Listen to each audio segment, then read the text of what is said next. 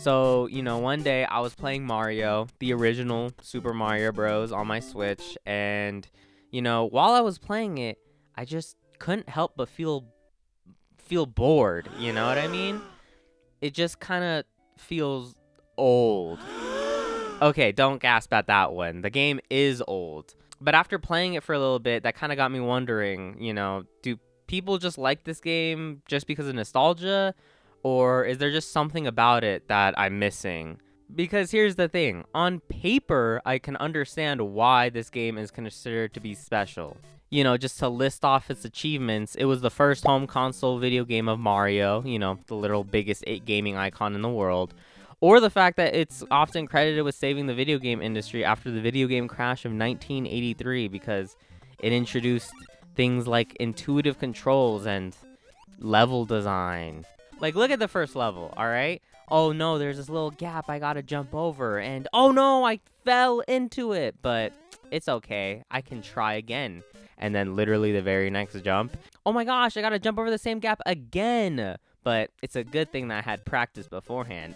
Sure, this type of design is more common today, but this is what kids were playing back in the day if their parents didn't get them Mario. But here's the thing, alright? And I'm gonna tell you guys a little secret about me, one you probably would have never guessed, alright? I wasn't born in 1985. I wasn't even born in 1995.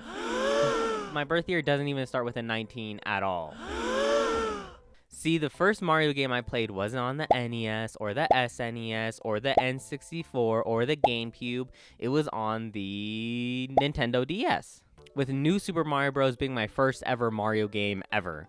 And let me just tell you something, I freaking love this game. You can ground pound, triple jump, wall jump, turn into a turtle, turn into a giant, or a little mini Mario that lets you run on water, and he sounds like this.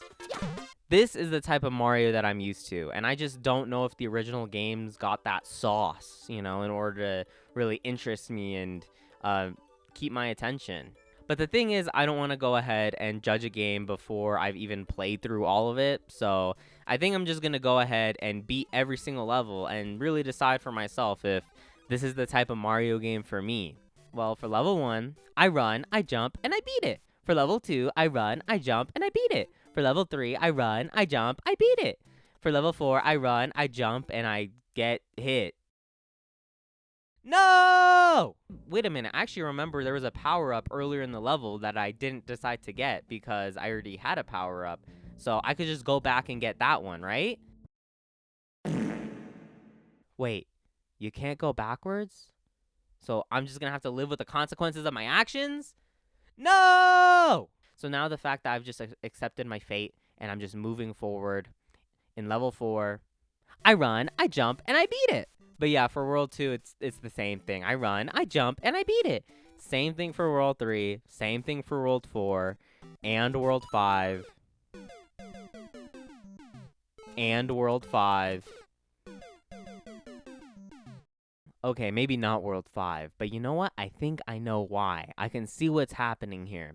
It's that little coward Bowser. He's going ahead, and since I've gotten to World 5 so quickly, he's just being a little coward and throwing a billion different obstacles and enemies at me all at once, thinking that I'm not going to be able to get through it. But you know what, Bowser? I got this. You don't scare me.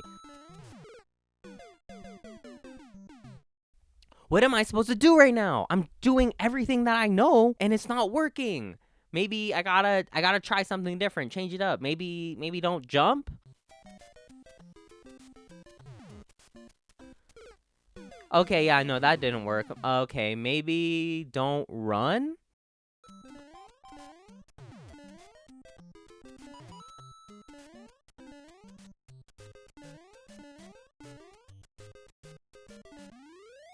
Huh, that worked. Why didn't I try this before? See, I guess I didn't try this because in my childhood Mario game and all the other games I played after that, I can beat every level while running the entire time. Pretty easily, in fact. I guess the level design in that game just isn't as aggressive as it is in this game. So, I guess Bowser just isn't as much of a coward in those other games. So I guess the lesson to be learned from this is that if I want to go ahead and beat the game, I think I'm going to need to go ahead, slow down, enjoy the scenery more, and be laser focused on just what's immediately ahead of me instead of just rushing to the end all the time. So for World 5, I walk, I jump, and I beat it.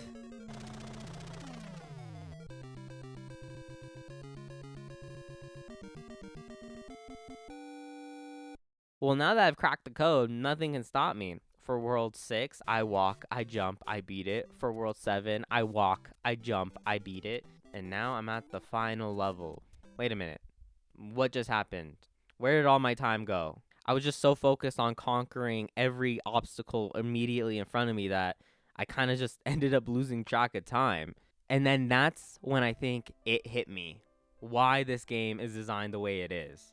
The fact that I can't go backwards, the fact that I have to slow down and pay attention to what's immediately ahead of me, the fact that I have such limited options, all of those elements just combined to create a game that just forced me to be present in that level, in that specific moment. And I think that's what makes this game special. That's what made it blew up back when it first released in 1985.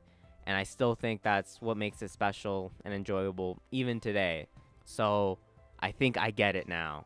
And now I'm standing before the final boss of the game. So you know what? For one last time, I run, I jump, and I